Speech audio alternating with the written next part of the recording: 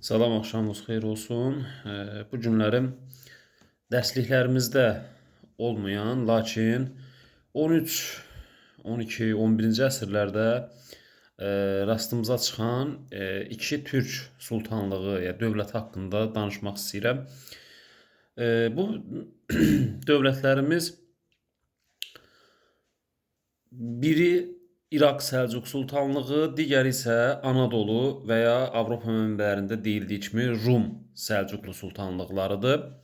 İlk əvvəl olaraq İraq Səlcuq Sultanlığı haqqında danışaq. İraq Səlcuq Sultanlığı Sultan Məlik Şahın ölümündən sonra hakimiyyətə gəlmiş oğlu Məhəmməd Taparın da ölümündən sonra 1118-ci ildə onun oğlu 2-ci Mahmud tərəfindən yaradılmışdı.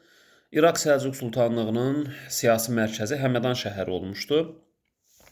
Sultanlıqda formal olaraq hakimiyyət güclü olsa da, lakin real hakimiyyət çox vaxt Atabəylərin və əl-xüsusda Eldənizlilərin əlində olurdu. İraq Səlcuq Sultanlığının ərazisi bugünkü İraq, İranın qərb və Azərbaycan torpaqlarının bir hissəsini əhatə eləmişdi. Daxili çəkişmələrdən zəifləyən İraq Səlcuq Sultanlığı 1194-cü ildə Xarazmşah Təkəşin yürüşlərindən sonra süquta uğradılmışdı və sonuncu hökmdarı 3-cü Toğrul olmuşdu. Bu İraq Səlcuq Sultanlığı haqqında məlumat idi. Bir daha qeyd edeyim ki, İraq Səlcuq Sultanlığı 1118-1194-cü illərdə mövcud olmuşdu. Digər bir dövlət isə Anadolu Səlcuqlu dövlətidir. Bu dövlətin yaranması daha əvvələ 1071-ci il Malazgirt savaşından sonraya dayanır. Malazgirt savaşında Sultan Alparslanın Bizans İmperatoru Roman Diyojen üzərində qələbə qazanmasından sonra 1077-ci ildə Kutalmışın oğlu Süleyman Şah tərəfindən yaradılmışdı.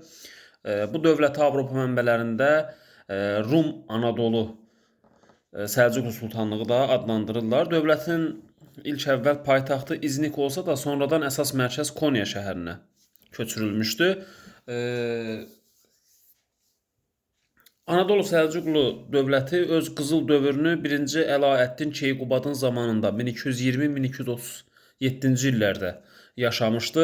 Keyqubadın ölümündən sonra dövlət zəifləmiş və ondan sonra gələn hökmdarlar dövləti ayaqda saxlamaqda çətinlik çəkmişdilər və bunun da məntiqi nəticəsi olaraq 1243-cü ildə baş vermiş Kösadağ döyüşündə Monqolların qələbəsi Anadolu Səlcuqlu Sultanlığının tamamilə zəifləməsinə gətirib çıxartmışdı və 14-cü əsrin əvvəllərində artıq Anadolu Səlcuqlu Sultanlığı dağılmışdı.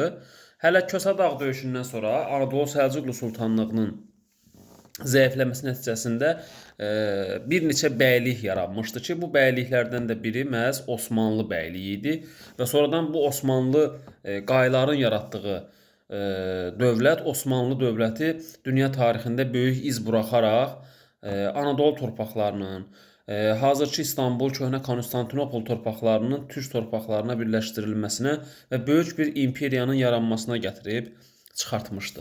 Diqqətiniz üçün çox sağ olun.